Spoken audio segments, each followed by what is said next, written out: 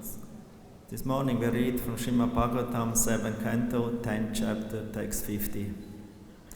Na yasya sakshat bhava padmachadibi rupam diya vastutayopavanitam maunena bhaktyopasamena puchitaha prasidatam esha sattvatam pati sayasya sakshapava padmachadibi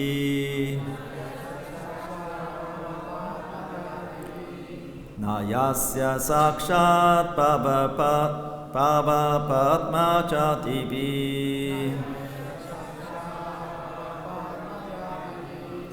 rupam diya vastutayopavanitam rupam diya vastutayopavanitam maunena bhaktyopasamena puchita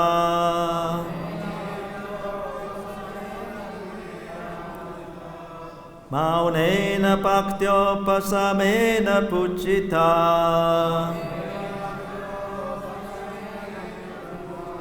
prasidatam esha sattvatam pati prasidatam esha sattvatam pati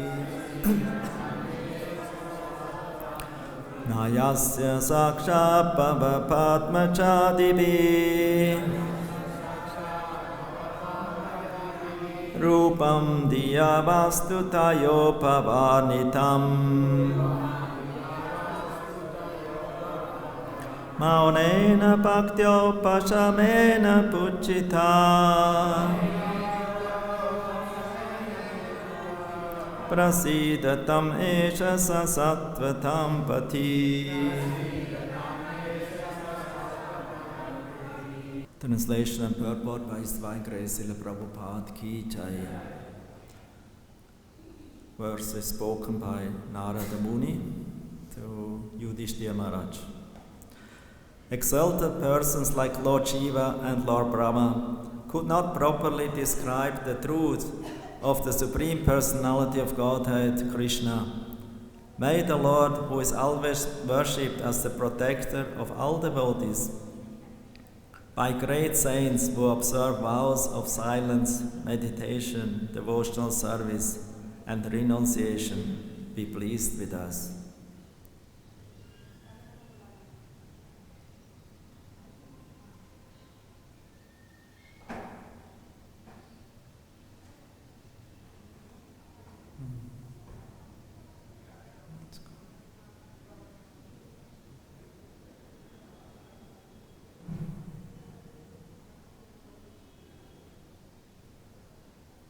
Purport. The Absolute Truth is sought by different persons in different ways, yet he remains inconceivable. Nonetheless, devotees like the Pandavas, the Gopis, the cowherd boys, Mother Yashoda, Nanda Maharaj, and all the inhabitants of Vrindavan do not need to practice conventional processes of meditation to attain the Supreme Personality of Godhead, for He remains with them through thick and thin. Therefore, a saint like Narada, understanding the difference between transcendentalists and pure devotees, always prays that the Lord will be pleased with him. Nayasya sakshat bhava padmachadibi rupam diya vastutayopavanitam maunena bhaktyopasamena puchita prasidatam eva sa sattvatam pati. Exalted persons like Lord Shiva and Lord Brahma could not properly describe the truth of the Supreme Personality of Godhead, Krishna.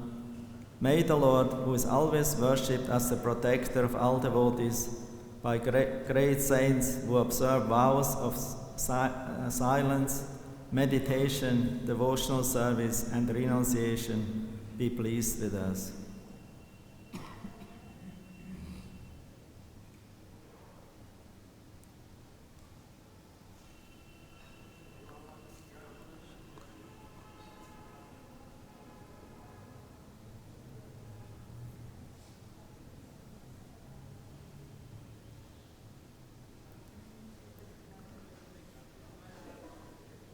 There's a similar verse spoken by Shukadev Goswami in the Srimad Bhagavatam, 2nd canto, by his prayers in the 4th chapter. Shriyapatir Yagyapatir Prajapatir Diyampatir Lokapatir Tharapati Patir Gatis Chandaka Vrishni Sattvatam Prasidata me Bhagavan Satam Pati. So the Lord is known as Shripati, the Lord, the lover or Lord of Shri, Lakshmiji. He's Yagyapati, he's the Lord of Yagya. He's the Prajapati, the Lord of the progenitors and all living entities. He's Dyampati, and Lokapati, he's the Lord of all the Lokas and all the Devas, ruling the different directions. Tarapati, Patir Gatis, Chandaka, Vrishni Sattvatam, and he is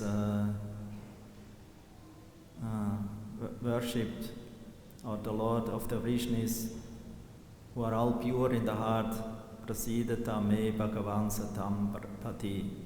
May that Lord, Supreme Lord Bhagavan, the Lord of the pure devotees and of the pure souls, Satam Pati, be pleased with me.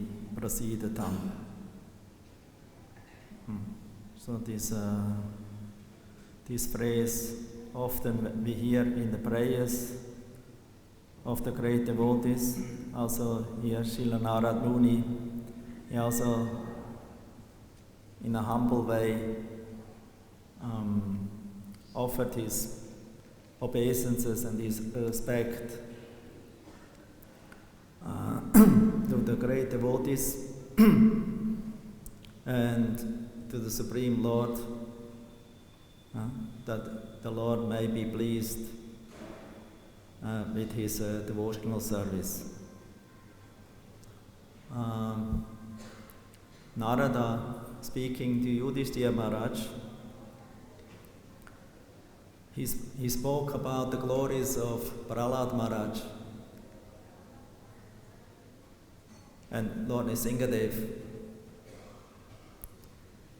So after this story, Yudhishthira Maharaj, he was very much impressed, very much overwhelmed by the great mercy of the Lord and the great devotion of Prahlad, for whom actually the Lord came to save him from his demoniac father, Hiranyakashipu. So he was overwhelmed. Oh, the Lord is so merciful. And Prahlad was such a great devotee. Although only 5-6 years old, he was a child. But he showed much more devotion, much more love and dedication to the Lord than I, Yudhishthira Maharaj, thought. This is the mood of devotee. Devotee never thinks, I'm great devotee, I'm the best. He always considers himself very insignificant, very humble, although he's very elevated. That's actually the sign of an elevated devotee, always considering himself low. The Lord is known as Dinanath.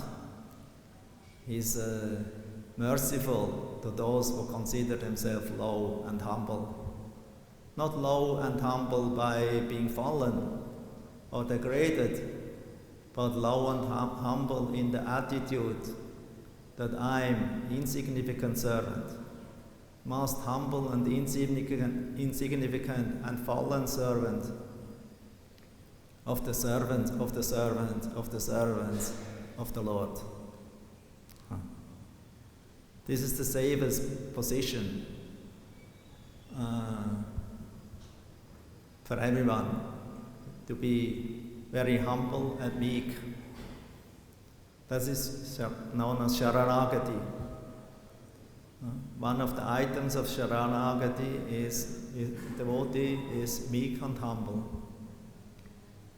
He's fully dependent on the Lord, and without the Lord, without the mercy of the Lord, without devotional service of the Lord, every moment is a waste.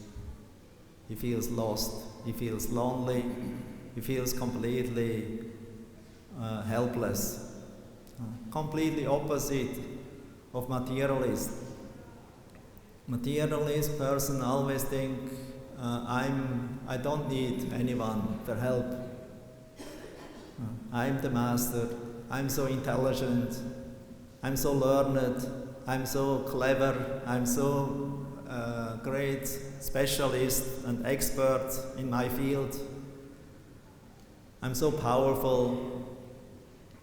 I don't need a God. I don't need association and help of saintly persons. And because of their puffed up position, one actually is very much rejected and lost in this material world of the cycle of birth and death. One has to go through different miseries life after life. Na sadhu manye yata atmano yam asan apikleshata asha deha. A sadhu, a devotee, knowing very well about the miseries of life, the kleshas, he doesn't want to go anymore through these different kleshas, and therefore he approaches the Lord and the devotees of the Lord and glorifying them. Shrinvanti Geyanti Krinanti Sadhava. Hearing about them, speaking or glorifying about them, serving them and accepting the teachings and these principles and applied in his own life. This is bhakti. So Krishna declares in the Bhagavad-Gita, from all the processes of yoga, the best process is the greatest process, highest process is the one who is engaging in his devotional service, who is always united with him, thinking about him, absorbed about the Lord or in the Lord, and always engaged in his devotional service. That process Krishna considers the best. The karmis, the jnanis and yogis. And from amongst all them, the bhakti-yogi is considered the best. Although the bhakti-yoga process is the best, the bhakti-yoga who is very much progressed in the process of bhakti, he keeps low profile, always being humble and dedicated and always praying for the mercy. Here, Narada, the greatest acharya in the line of Brahma. So, Brahma is the firstborn. He's born on the lotus, and from him Narada appeared. Shiva also appeared. So they're all great personality, they're all great Vaishnavas. But Narada here says, even the great personalities like Brahma and Shiva, although they are very old, they're in this universe since beginning. And they always try to meditate about the Lord, always engaging in His devotional service, being absorbed in trance. Mauna. Mauna means not speaking. Because the Mauna means the yogi, or the one who is in trance, in samadhi, is always absorbed in the Lord, in the meditation about the Lord. So that there is no words coming out, no lifestyle external. But even in this trance of samadhi or meditation, it is difficult to realize and to come in touch with the Supreme Personality of Godhead, who is Sattva Dhampati, who is the Lord of the most pure, of the purified devotees. The Lord is Krishna, is the Lord of everyone. He's everyone's Lord, even those who are not remembering Him, even those who are rejecting Him. So He's the Lord of all lords, and the Lord of all living entities. Janardana is the resort of all living entities. Still, the Lord, although He's the Lord of everyone, He leaves everyone the freedom to approach Him according to one's desires and according to one's mood.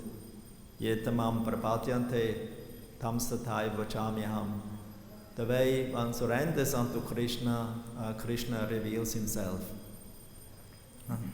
So therefore He reveals Himself not equally to everyone, only according to one's dedication and attachment to Him. So that's the whole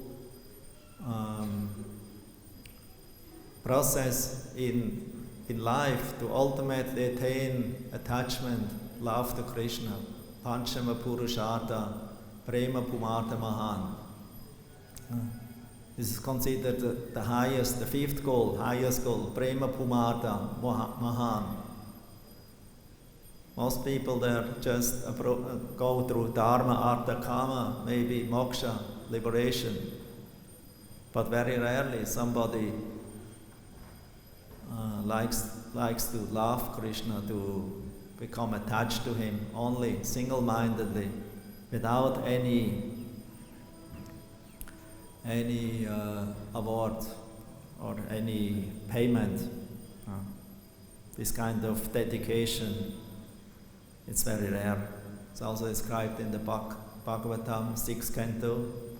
Muktinam apisidanam narayana parayana saturlabha prasanatma otishapi mahamune.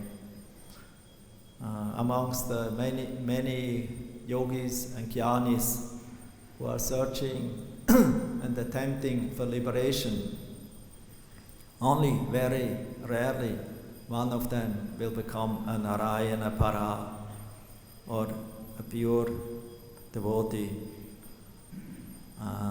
of the Lord. Very rarely. So therefore devotional service to Krishna is rarely achieved, because it needs full dedication, no more selfish interest for his own purpose and satisfaction. So Narad Muni, he sees himself very lowly or insignificant in comparison with the devotees like Prahlad Maharaj, with the devotees like the Pandavas, but to speak of the devotees or of the Yadus, like headed by Uddhava and the Vrijabasis, headed by the gopis and Mother Yashoda, Nanda Maharaj, the Gopas, the friends of Krishna, and the servants of Krishna here in Vrindavan.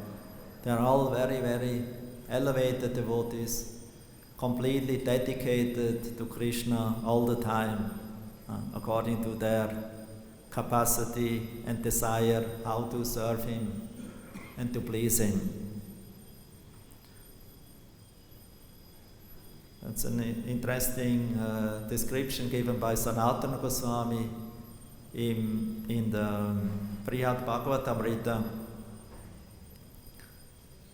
where Narad Muni travels throughout the whole world, on the earth first, and then later on to Indraloka, Brahmaloka, Shivaloka, and ultimately coming back to the to the earth, to find out who is the greatest recipient of Krishna's mercy. So Narada gradually through his journey on this world and then through the universe, even reaching Brahmaloka and getting darshan of Brahma and Shiva, but both of them, they sent him again down to the earthly sphere because Shiva told, no, I'm not the greatest devotee. There's the greater devotee is Hanuman. Please go to Hanuman. And then he goes to Hanuman, to Kimpurusha Loka, and there he glorifies Hanuman and tells him, oh, you're the greatest recipient of the Lord's mercy. But Hanuman also says, no, I'm not that recipient of the Lord's mercy. You should go to Prahlad. No, actually first to Prahlad, then to Hanuman. Prahlad sent him to Hanuman, and Hanuman sent Narada to the earth, to the Pandavas. Because every one of these devotees is more intensely related to Krishna. Why Hanuman, or why Prahlad thought, I'm not so much advanced and getting the favor of the Lord like Hanuman. Prahlad, he thought, ultimately the Lord only came for me to save me, but I could not give him any service, any satisfaction by service. Actually, I engaged him in my service to protect me. And then when he saved me and he gave me the position of the king of the world, he has installed me and gave me the blessings to stay in this universe, in this world, and gave me, although I didn't desire any kind of these blessings, any kind of these blessings that the Lord wanted to give me, because I only wanted to have devotional service and stay in the association of devotees, like Narada Muni, my Guru Maharaj. How can I forget him? But the Lord forced me to stay in the material world, become a king, and do the service here for his satisfaction and for the living entities' protection. Then as soon he gave me this blessing, he left. And now I'm alone here in Suta Loka. I'm alone here, so I'm always in separation. I'm now thinking about the Lord. But Hanuman, the King Purusha, Hanuman, he got so much opportunity to serve the Lord. He became Lord Ramachandra's carrier. He became his messenger.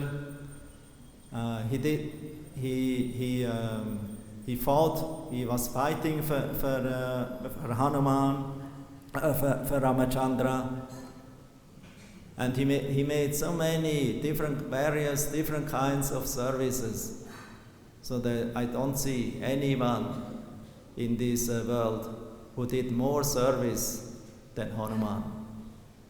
He is considered the greatest servant of Lord Ram, Ramdasa.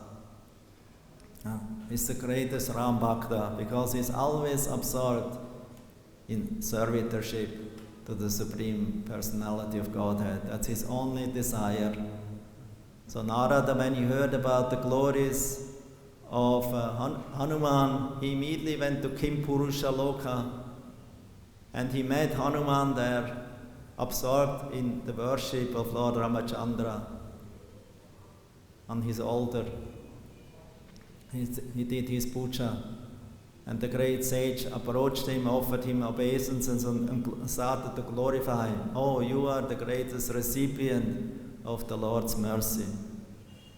But Hanuman immediately closed the mouth of Narada and told, don't speak like that. Don't speak like that. How can you tell me that I'm the greatest recipient of the Lord's mercy? There's much more greater recipient of the Lord's mercy, and they are the Pandavas. I only could do service for the Lord and various services, but I had no intimate relationship with Him, like a friend. Or that the Lord did something for his devotee and become like a family member. So therefore you should go to the Pandavas. Go down to Hastinapur. There the Pandavas, they're still there. They're the greatest recipient of the Lord's mercy, because all the time the Lord stayed with them. He became the guard, he became the charioteer of Arjuna. The Lord made so many arrangements for the Pandavas. He stayed day and night with them.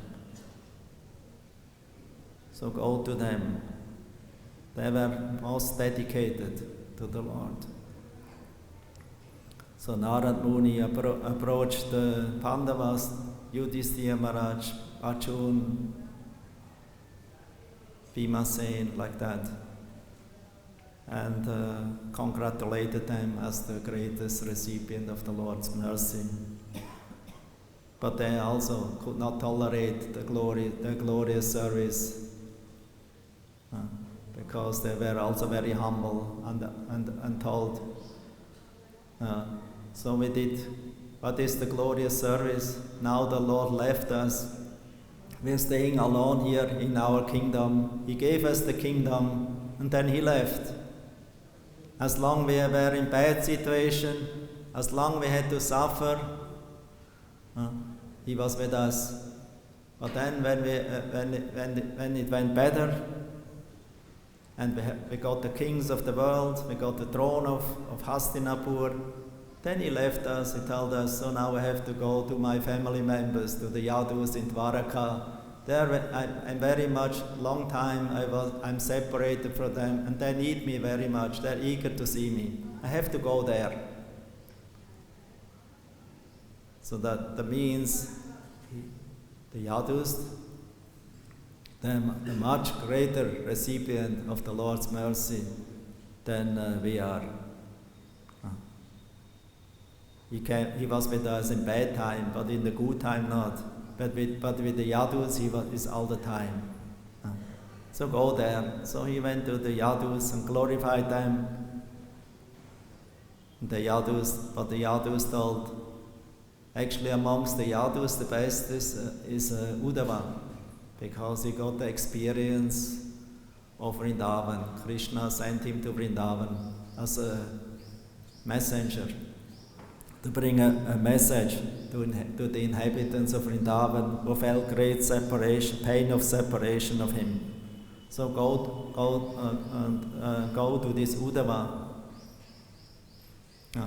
He's Krishna's secretary, his servant, his friend, his advisor.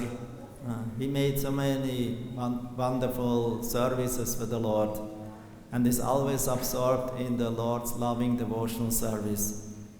And he is very much related with the inhabitants of Vrindavan.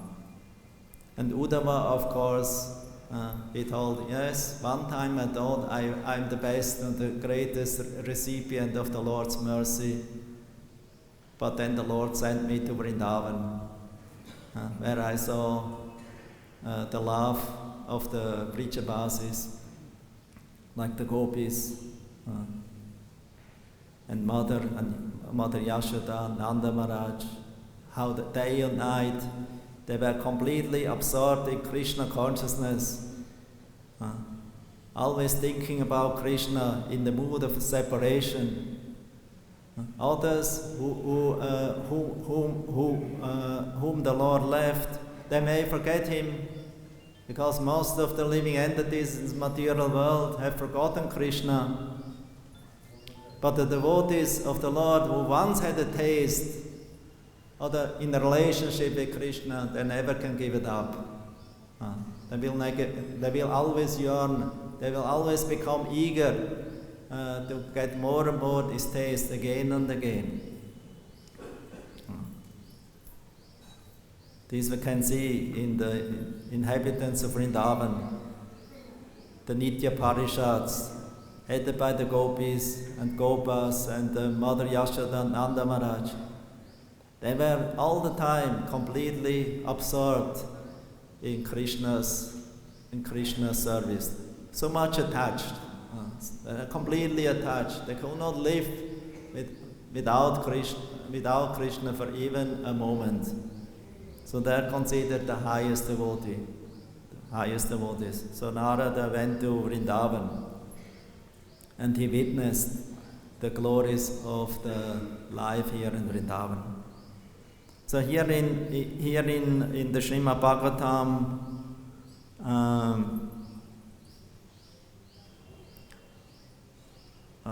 Narada, who is actually very dear to Krishna, because he is always attached to glorify Krishna's many pastimes, names, qualities all over the universe.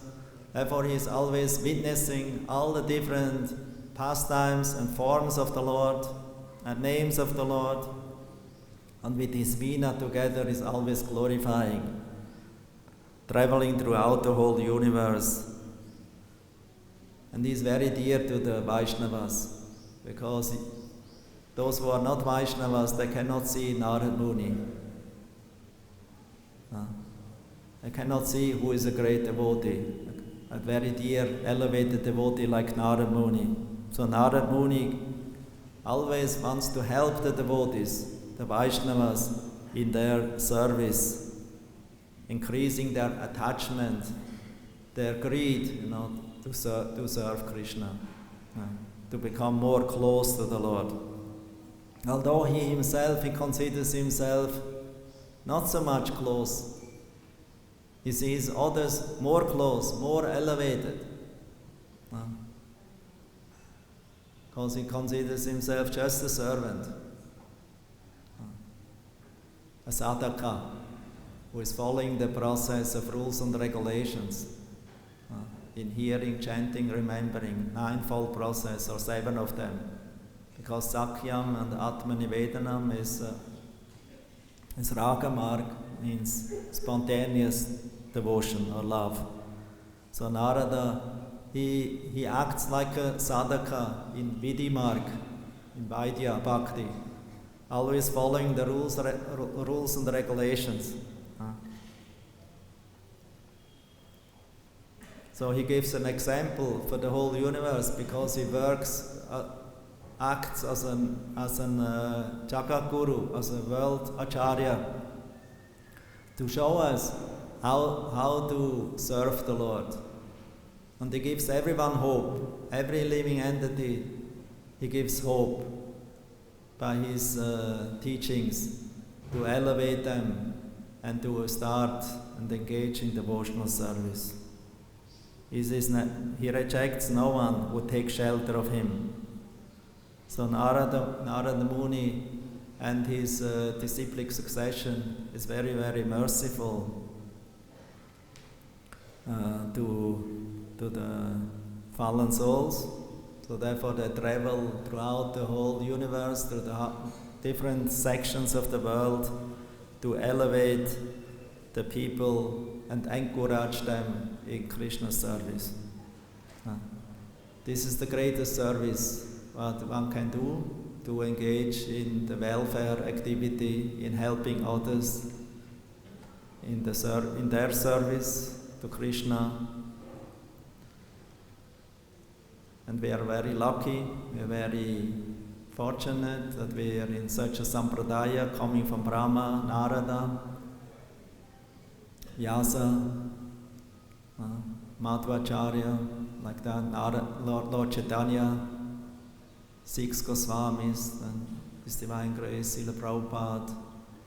They gave us now this opportunity to engage in devotional service, to become attached to Krishna, to take up this process of sadhana bhakti, and in this way make our life successful. By hearing about great devotees is more important than to hear about Krishna himself, about the Lord himself.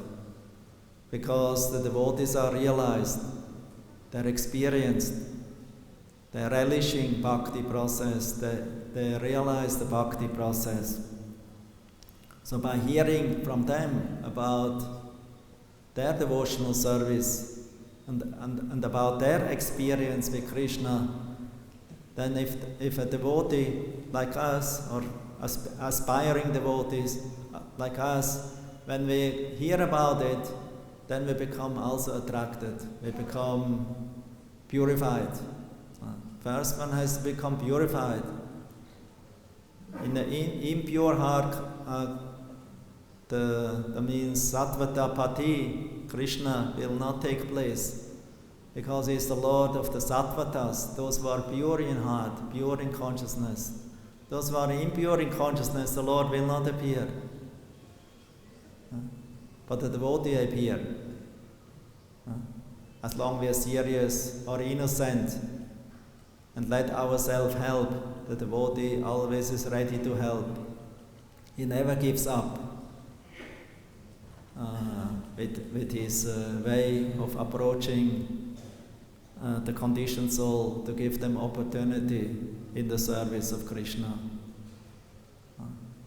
So that's the nature of a devotee, that he is always very merciful, that he always wants to make plans and arrangements to bring good fortune to the unfortunate living entities,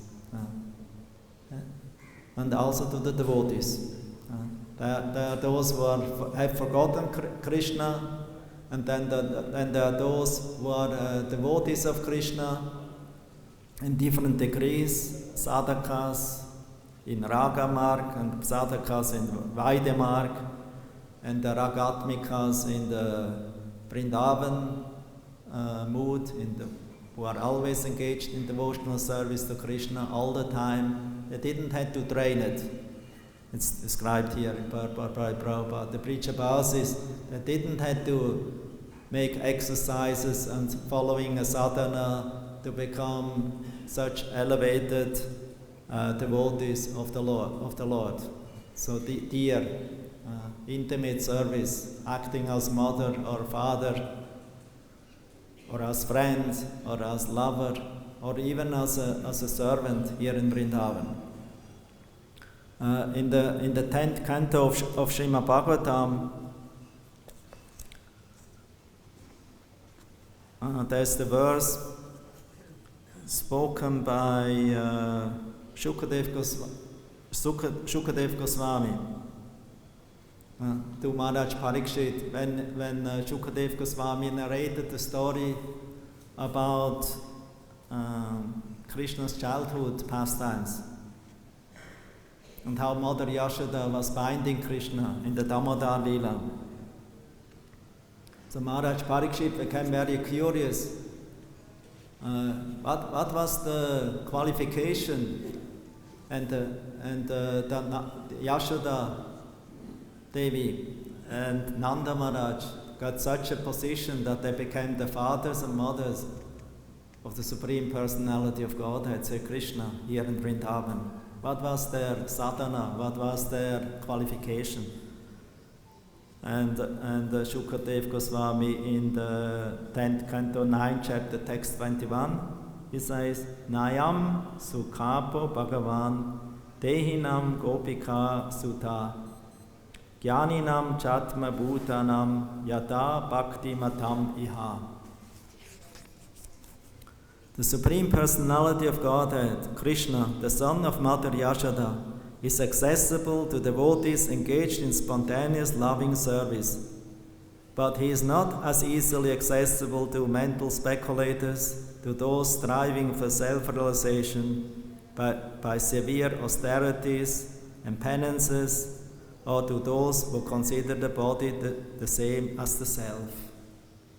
So for those who are still on the bodily concept of life, who are struggling with the senses and with the mind and with the sense objects, for them it is very difficult to understand the loving, devotional service of the liberated, eternally liberated Nitya Parishads, associates of Lord Krishna here in Vrindavan.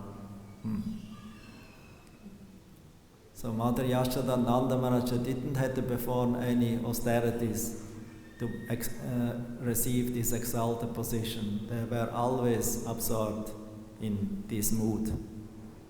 They're Nitya Parishads. Sometimes we hear that the particular demigods appear as Mother Yashoda and Nanda Maharaj. So we have to understand they are sadhakas from this universe who appear with the eternal associates of Krishna in the very same body. So that they have the opportunity to learn and to serve the Lord in this mood. And there's also a verse here from 10th canto, 12th chapter, text 11. Again, Maharaj Parikshit asking the questions about how the friends of Krishna, the Gopas, how they could play him with the Supreme Lord like that, like ordinary boyfriend, like a friend fighting with him, picnicking with him, dressing like him, challenging him, frolicking and enjoying pastimes with him, like friends on the same platform and the same age. Also, Shukadev Goswami, 10th canto, 12th chapter, text 11, he quotes the verse, very famous, Prabhupada many times quoted, Itam shatam brahma sukhanu bhutya dasyam gatanam paradaivatena maya shritanam naradarakena sukham vicharu krita punja punja. Those who are engaged in self-realization, appreciating the Brahman effulgence of the Lord, and those engaged in devotional service, accepting the Supreme Personality of Godhead as Master, as well as those who are under the clutches of Maya, thinking the Lord as ordinary person, cannot understand that certain exalted personalities, after accumulating volumes of pious activities, are now playing with the Lord in friendship as cowherd boys. So this punya, krita punya, it's not the ordinary pious activity of the in this material world. It is the purified pious activity. Like for example, Shrinvatam Svakata Krishna Punya Shravana Kirtana. This word punya, it's also quoted in that verse. Punya shravana, it's not material purity, it is a transcendental purifying sound vibration.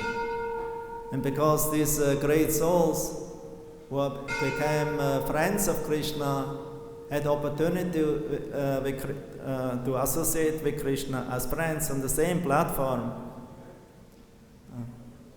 they engaged in many, many lifetimes of pious activities in devotional service, hearing, chanting, and remembering Krishna. Of course, the Nitya Parishads also, they didn't have to go through all these purification processes. They're already always purified.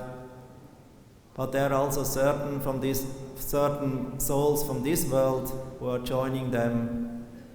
And if one has an opportunity, it is possible by devotional service under the guidance of Spiritual Master and the mercy of the Spiritual Master and Lord Chaitanya. Nowadays, everything is possible to become elevated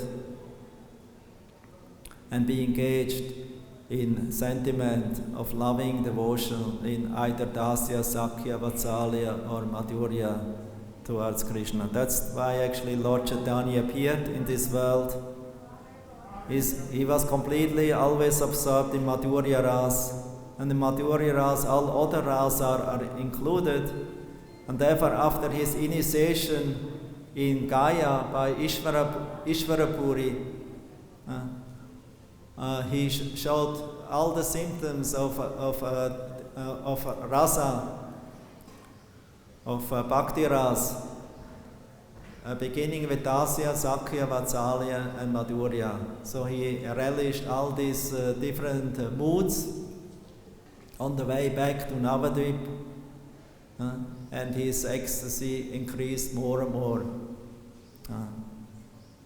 In the mood of the separation, crying out, "Oh son, where are you?" When Krishna left to Mathura, Lord Chaitanya was crying, "Oh son, where are you?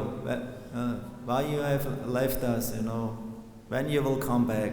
And tears were flowing down in great pain of separation. And sometimes Lord Chaitanya was crying in the mood of Radharani or the gopis, "Where is Krishna? Oh, he has rejected this lowly maidservant. Where is he now to give me his darshan? When he will give me his darshan again?" So Lord Chaitanya mercifully appeared to show the world this greatest mood of loving ecstasy of the inhabitants of Vrindavan towards Krishna, and he sprinkled the whole universe together with the holy name to drown the fortunate souls in this nectar of Bhakti Ras. And he empowered Srila Rupa Goswami and later on all the following acharyas. They were teaching actually this Bhakti Ras in their literatures by guiding the devotees, new devotees, to follow the process of sadhana bhakti and ultimately become elevated on the platform of ruchi, attachment, taste and attachment towards process of bhakti, and in this way becoming absorbed in devotional service. The last verse that I wanted to quote is also, it's spoke from Padyavali, spoken by Ragapati Upadhyayana, concerning Nanda Maharaj. Shrutim apare smritim itare bharatam anye bhajantu bhava vita aham iha nandam vande yasya linde param brahma. Raghupati Upadhyaya recited, "Those who are afraid of material existence worship Vedic literatures. Some worship Smriti, the corollaries of Vedic literatures, and others worship the Mahabharata. As far as I'm concerned, I worship Maharaj Nanda, the father of Krishna, in whose courtyard the Supreme Personality of Godhead, the Absolute Truth, is playing. So this is the clue, the direction to meditate about these great devotees and hear about them from the books, from narrations, katha, Krishna katha, devotee katha in relation to Krishna.